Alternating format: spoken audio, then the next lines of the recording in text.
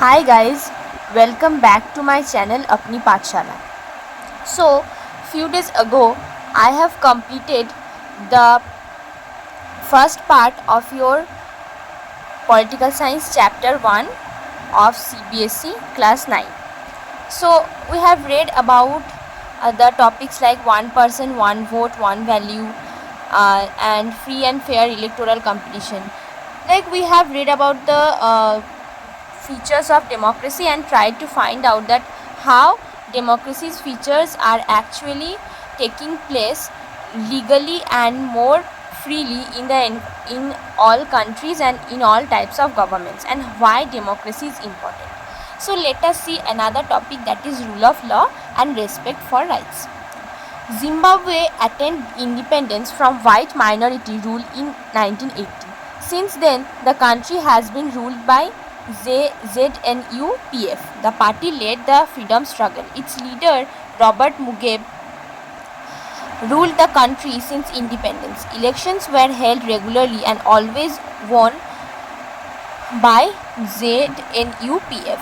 President Mugabe was popular but also used unfair practices in elections. Over the years, his government changed the constitution several times to increase the powers of the president and make him less accountable. Opposition party workers were harassed and their meeting disrupted. Public protests and demonstrations against the government were declared illegal. There was a limit that limited the right to criticize the president. Television and radio were controlled by the government and gave only the ruling party's versions. There were independent newspapers, but government harassed those journalists who went against it. The government ignored some court judgments that went against it and pressurized judges. He was forced out of office in 2017. The example of Zimbabwe shows that popular approval of the rulers is necessary in a democracy, but it is not sufficient. Popular governments can be undemocratic, popular leaders can be autocratic. If we wish to assess a democracy, it is more important to look at the elections, but it is equally important to look before and after the elections. There should be sufficient room for normal political activity, including political opposition, in the period before elections. This requires that the state should respect some basic rights of the citizen. They should be free to think, to have opinions, to express this in public, to form associations, to protest and take other political actions. Everyone should be equal in the eyes of law. Their rights must be protected by an independent judiciary whose orders are obeyed by everyone. We shall read more about these rights in chapter 5. Similarly, there are some conditions that apply to the way a government is run after the elections. A democratic government cannot do whatever it likes simply because it has won an election. It has to respect some basic rules. In particular, it has to respect some guarantees to the minorities. Every major decision has to go through a series of consultations. Every office bearer has certain rights and responsibilities assigned by the Constitution and the law. Each of these is accountable not only to the people but also to other independent officials. We shall read more about this in chapter 4. Both these aspects give us the fourth and final feature of democracy. A democratic government rules within limits set by constitutional law and citizens' right. So, this is also a very important and not so discussed feature, that a democratic government rules are set within the limits set by constitutional law and citizens' right. So, let us see more clearly that what happened in Zimbabwe. So, Zimbabwe attained independence from the white minority rule in 1980. You might remember this because it may come in MCQs, that Zimbabwe attained independence from white minority rule in 1980. So, since the country got its independence, the country was ruled by ZNU-PF, which helped in the political struggle to make the country independent, and its leader was Robert Mugabe. So he was ruling the country since independence. Elections were held regularly, but elections were only won by ZNU-PF because President Mugabe was very popular and he generally used unfair practices to win elections. Like what happens in previous cases, we have all seen that they use such unfair means to win the elections, but this is not a feature of democracy. It is actually a disadvantage of democracy because for popularity they are doing malpractices with the election process. Over the years, his government changed the constitution many times so that they could increase the power of president and make him less accountable. Yes, if people can make him less accountable, then they can gain control over the government, that is the people's government. But President Mugabe was very popular and his decision was the last decision, so he generally don't allow anybody to take decisions in his government, and if anyone does, then he or she might be punished. Opposition party workers were also harassed and their meetings were disrupted, because if their meetings goes on and workers started to join the opposition party, then who will support him? So it is quite concern for him that he should disrupt and destroy their meetings as well as harass the workers, so that people are always in his support. Public protests and demonstrations were made illegal, because if these things happens, then his government will not get majority rule in the country. There was a law that limited the right to criticize the president. Means there was generally a specific law which actually said that if anybody criticizes the president, then he or she will receive a punishment. Television and radio was totally under the control of the government that was ruled by ZNU-PF and gave only the ruling party's versions. There was no opposition's version or any other versions shown in the television or in the radio. There were independent newspapers, but government also harassed them and the journalists who went against them. The government ignored many court judgments that went against it and also pressurized the judges. Then in 2017 he was forced out of office. So nearly 20 years, not nearly 40 years, they are having this in the country of Zimbabwe. People are having this kind of problems. Like it is quite unbelievable that nearly 40 years they totally accepted it and thought that this is the right process. So the example of Zimbabwe shows us that popular approvals of the rulers in a democracy is necessary, but it is not sufficient. Popular governments can be undemocratic, like we have seen here, and they can also be autocratic. If we wish to assess a democracy, it is important to look at the elections.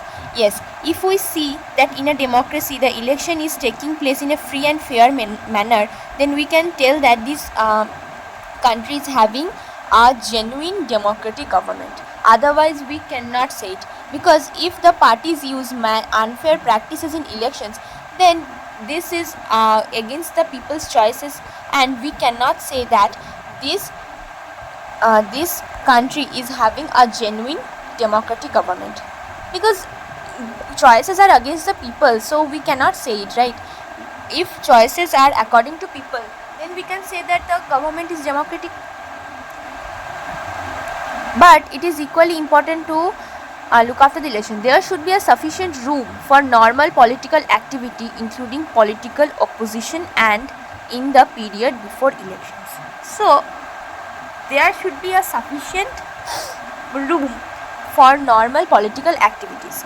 Like unfair practices are in a government and in politics, we have seen that unfair practices can be used, but in unfair practices should be used when it is quite necessary.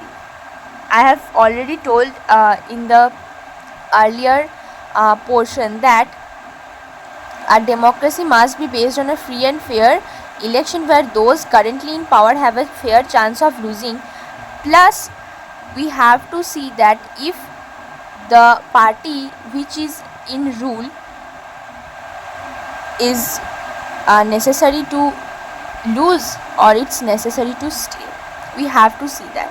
So in case unfair means are used to to have their image back, but if the unfair means are against people choices, then the government is not democratic.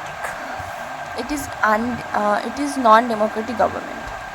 So this requires that the state should respect some basic rights of the citizens. Obviously, democratic governments means people rights. So people rights are given respect, then people will always choose the person who is better for them. They should be free to think, to have opinions, to express this in public, to form associations. Yes, in a democracy we have the freedom of speech, freedom of expression, and freedom to think. So we are free to give our own opinions, to express us in public, to form associations, as well as to protest and take political actions. Everyone should be equal in the eyes of law. Yes, whether it is a person coming from any category, they should be equal in the eyes of law. These rights must be protected by an independent judiciary. So a judiciary plays a very important role in a country to protect people's right. We will read more about judiciary in chapter 5. So there are some conditions that apply to the way a government is run after the elections. A democratic government cannot do whatever it likes. Yes, it cannot do, because it is a people's government and people have chosen them as rulers, but they have to work according to people, right? What people need and what they don't need, they have to look after that and they have to work upon that.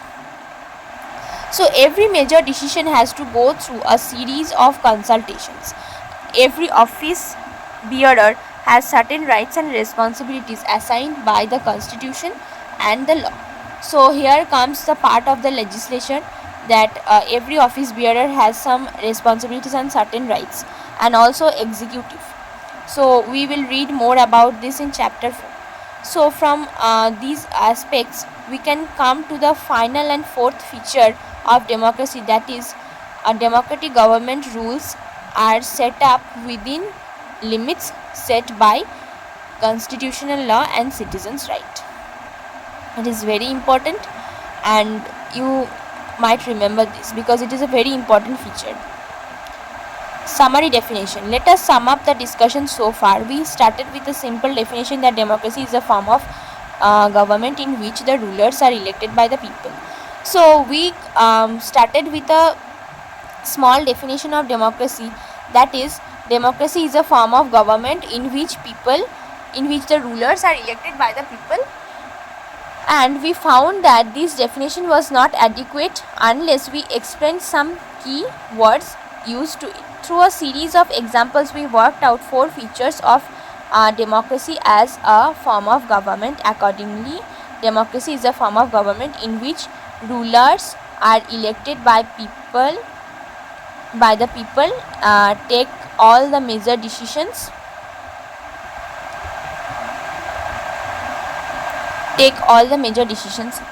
This is the first point. Election offers a choice and fair opportunity to the people to change the current rulers. This is the second point, and this choice and opportunity is available to all the people on an equal basis. This is the third point, and the exercise of this choice leads to a government limited by basic rules of the constitution and citizens' right. So these all are 4 points, and you might remember all this. You must remember all this, because you have to write in exam that if question comes that what are the features of democracy, then these points should be sub points, and you have to explain these points with examples. You can use the book examples or you can make your own examples. There is no problem, because CBSE will accept CBSE will further accept your examples than book examples, because it has generated some cognitive learning. So that's why if you give examples from your own, then teachers will be more happy and they will give you full on marks. So try to find out examples on your own and explain these points with the form of examples. So next topic, why democracy? Yes, there are many other form of have you gone through this question, that why democracy? There are many other form of governments like monarchy, autocracy, and what, like army rules.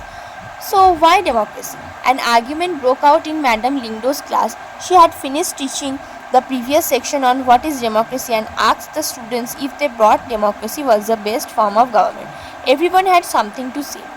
So Lingdo madam had explained the previous points with examples to all her students present in the class. Now they have started a debate for merits of democracy. So first, Yolanda. We live in a democratic country. All over the world, people want democracy. Countries that were not democratic earlier are becoming democratic now. All great people have said nice things about democracy. Isn't it obvious that democracy is the best? Do we need to debate this? So, Yolanda is now very clear with her perspective that we live in a democratic country, and all countries who were not democratic earlier are becoming democratic, as well as all great people have said nice things about democracy. So there is no, according to her, there is no point of debate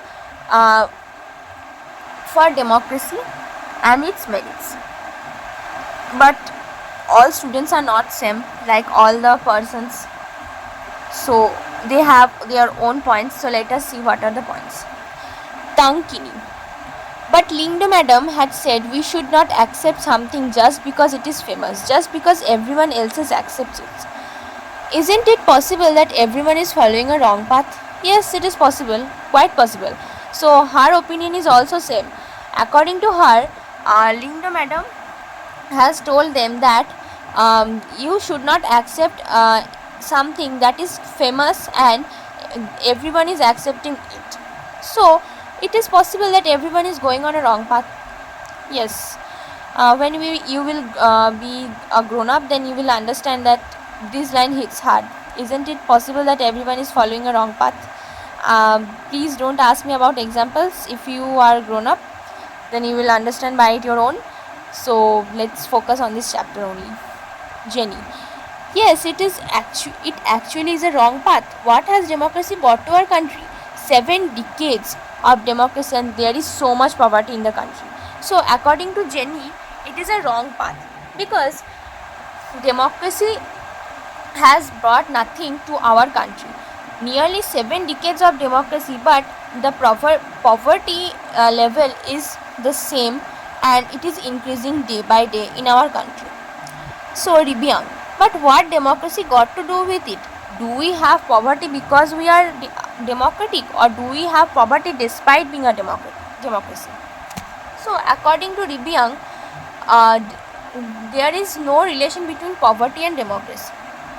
Yes, there should not be any relationship, because democracy is a form of government and poverty is a situation of people. So there are both are related, I know, but not so much related that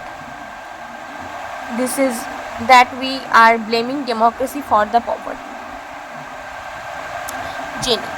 Whatever, how does it make a difference? The point is that this can't be the best form of government. Democracy is all about chaos, instability, corruption, and hypocrisy. Politicians fight among themselves. Who cares for the country? So, according to Jenny, that makes no difference that why we should blame democracy for poverty. Democracy is all about a chaos, like instability, corruption, hypocrisy. Politicians actually fight among themselves to get powers, that who will stand Next, Poemon. So, what should we have instead? Go back to the British rule, invite some kings to rule this country. So, according to Poemon, if democracy, he is actually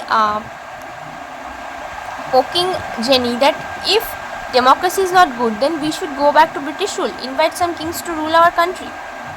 It is quite wrong idea, because British democracy is far more better than British rule. If we are in poverty, then there is no such problem, because poverty is people's situation. It depends on the income level of the people. But if the country is not democratic, if the country is on the hands of army or in the hands of a king, then poverty will increase more. No, it will not decrease, but it will increase to an extent that people will actually have plagues, or sorry, not plagues, people will actually have shortages of foods and etc. Because monarchy is quite different from, not quite different, it is totally opposite of democracy, because democracy is one side and autocracy, monarchy, army rules are one side. They all are quite same but have difference, but democracy is totally opposite of them. Rose. I think what this country needs is a strong leader. Someone who does not have to bother about elections and parliament. One leader should have all the powers. He should be able to do whatever is needed in country's interest. That alone can remove corruption and poverty from this country.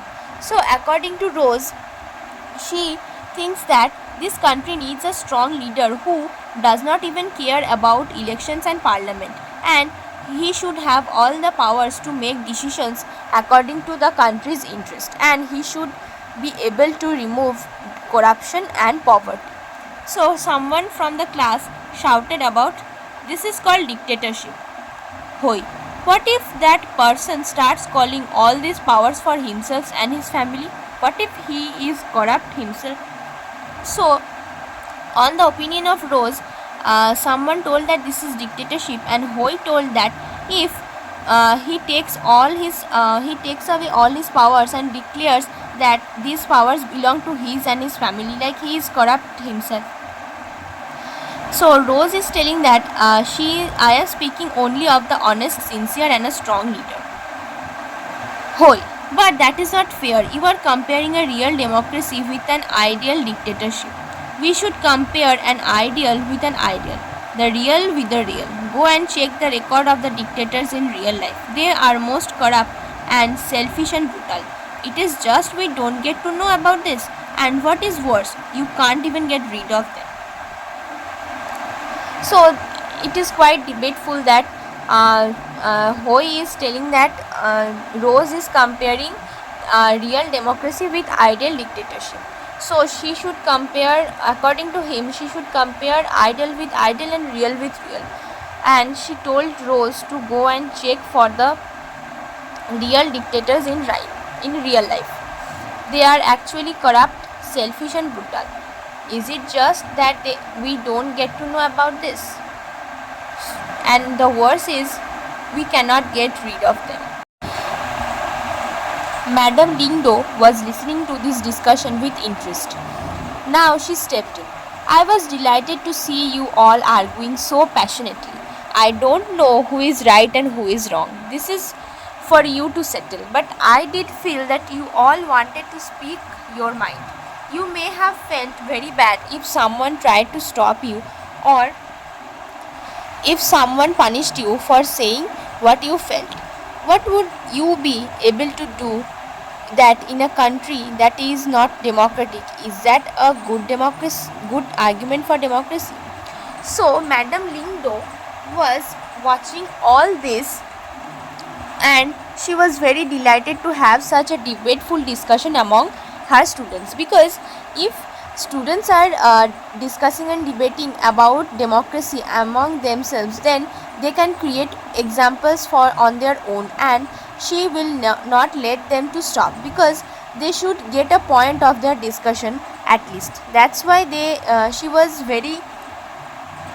actually enjoying the discussions, that how they all have different kinds of opinion that are totally different from everyone. So she is telling that would they be able to do in a country that is not democratic? Is that a good argument for democracy? So now we will read arguments against democracy. This conversation has most of the arguments that we routinely hear against democracy. Let us go over some of these arguments. Leaders keep changing in a democracy. This leads to instability.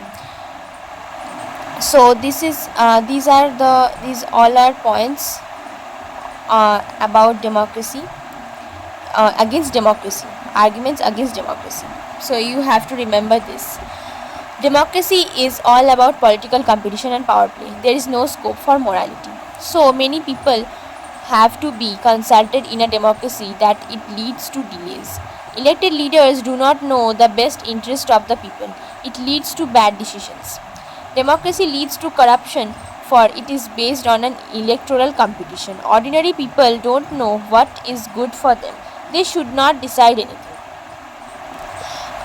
Are there So all these are arguments against democracy, and you have to find examples of your own, and you can write these as sub points and then explain these points with examples.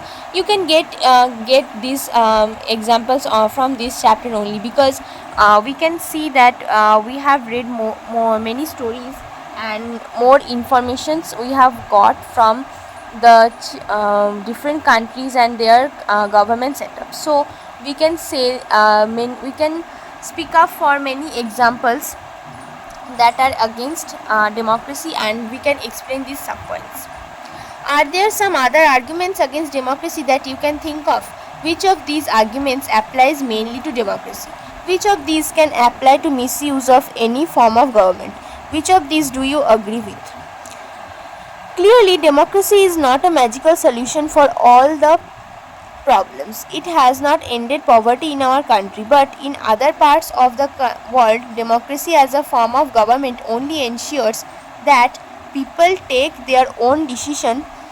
This does not guarantee that their decisions will be good. People can make mistakes. Involving the people in these decisions does lead to delays in decision making. It is also true that democracy leads to frequent changes in leadership. Sometimes this can set back big decisions and affect the government's efficiency. These arguments show that democracy of the kind we see may not be the ideal form of government, but that is not a question we face in real life. The real question we face is different. Is democracy better than other forms of government that are there for us to choose from? So, we can clearly say that democracy is not the solution of all the problems, because it has many disadvantages also. Like in our country, with democracy, poverty has not yet ended, and democracy as a form of government only ensures that people take their own decisions, but this does not guarantee that the decisions are always good. People can make mistakes. Yes, it is quite natural that people can make mistakes, and they have the ability to also correct those mistakes. Involving the people in these decisions does lead to delays in decision making. It is also very true that democracy leads to frequent changes in leaderships, like elections held nearly after 5 years. So leaders keep changing year after a time period. So if leaders change, then ideals will also change, and the government setup will also change. Sometimes this can set back big decisions and affect the government's efficiency. Yes, if according to time period leaders change, then this will also change the government efficiency, which is quite natural. These arguments show that democracy of this kind we see may not be the ideal form of government. Yes, these arguments show that democracy of the kind we see may not be ideal form of the government. But that is not a question we face in real life. The real question we face is different. Is democracy better than other forms of government? Yes, there are many forms of government, and we actually face difficulties because we always think that if this type of government is better, if that type of government is better. But we should always see the advantages and disadvantages of that kind of government to choose. So let it end here, and we will again start our next class with arguments of democracy, and I will end this chapter in the next video only. So I hope you have understood up to this. And you have understood up to arguments against democracy. If you have any doubt, you can ask me in the comment section, or you can mail me in my personal email. So keep following, keep liking my videos, so that I will get more encouragements from you to upload more videos, and it will be helpful for you. So today up to this. Thank you. Bye.